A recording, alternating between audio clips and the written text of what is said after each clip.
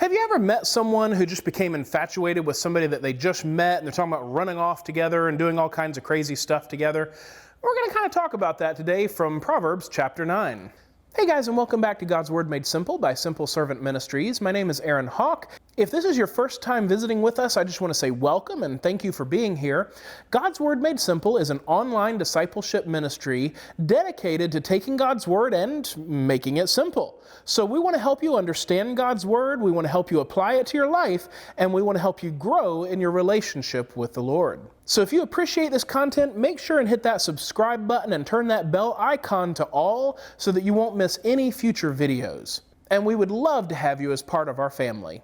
Okay guys, so we are continuing our series in the book of Proverbs, and we are finishing up Proverbs chapter 9 today, and this could be summarized as the boisterous woman, but instead of it being all about just the woman, it's really more about the idea of someone who is taken off course and taken down a path they didn't intend to go down through adultery. And we've talked about adultery a lot in this Proverbs series because the book of Proverbs talks about it a lot. And remember, as I have shared in previous videos, which by the way, you can click the link up there if you want to see more of our Proverb videos.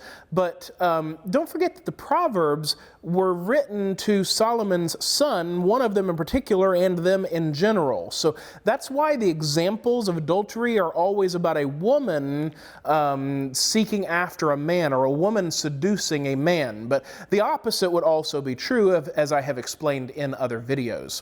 So anyway, let's finish up chapter 9, starting in verse 13. The woman of folly is boisterous.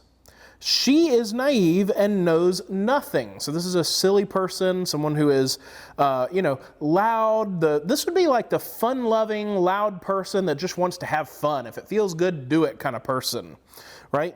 She sits at the doorway of her house on a seat by the high places of the city, calling to those who pass by, who are making their paths straight. So this is someone who just wants to have fun. And this is also potentially someone who, maybe not because it's calling her naive in this case, maybe not as much intentionally, but in the pursuit of just wanting to have fun, kind of seeks the challenge of perverting somebody who is not living that lifestyle. So in other words, this would be somebody who specifically goes after a married man, or specifically goes after someone who isn't really interested at first, but not because they're trying to be evil in particular, but because they kind of just like that challenge. You know, that's their version or their way of having fun, but they're naive. They don't really understand what they're really even getting into.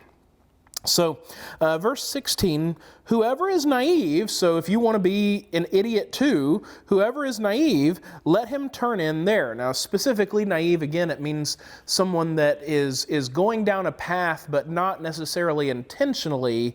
It's that they don't fully understand what it is that they're doing, not making an excuse. It's just that they don't see what's going on.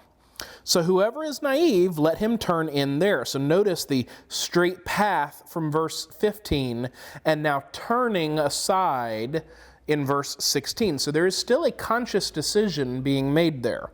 So verse 16, whoever is naive, let him turn in here.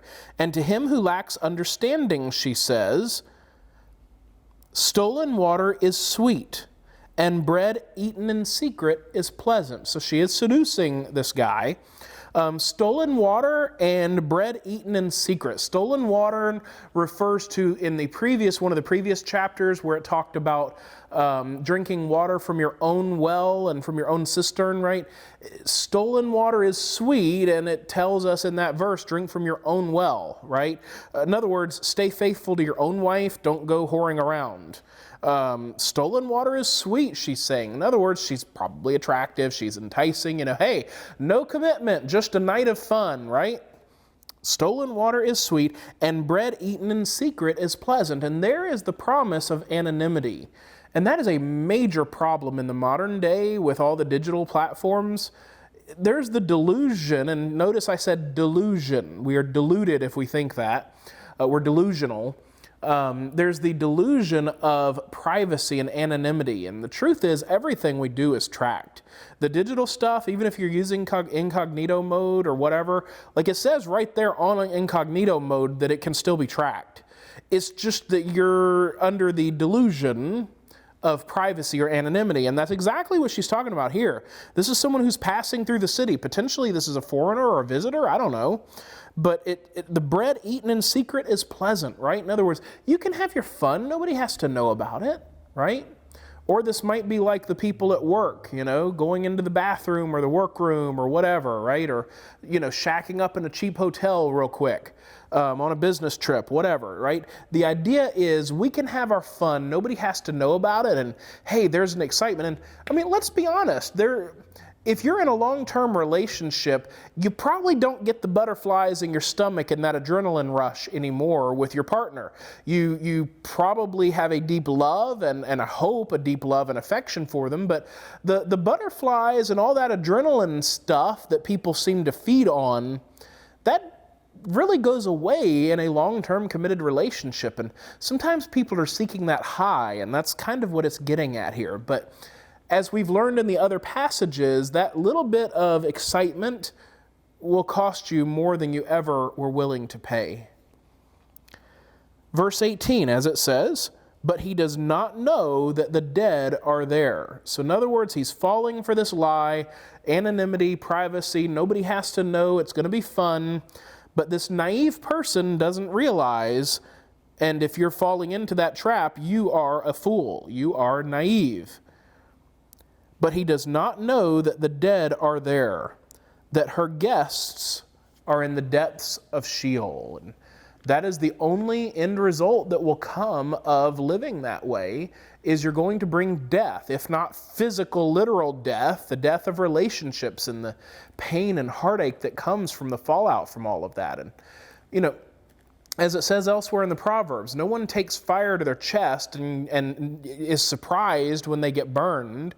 Well, why would you pursue those sorts of things and then act surprised when everything blows up in your face? So if you're smart, avoid those things altogether, and that's what Solomon is trying to get at with his son. And again, the same would be true of daughters or females. Avoid those things, right? Don't go down those paths. Don't even go down those streets. Just avoid it. So guys, I hope this is encouraging and challenging to you to stay on that straight and narrow path and not to turn aside to the lie that you can have your secret fun and get away with it. You may get away with it for a season, but there will be a reckoning. And when that comes, you're going to regret every single moment. It will not have been worth it in the end.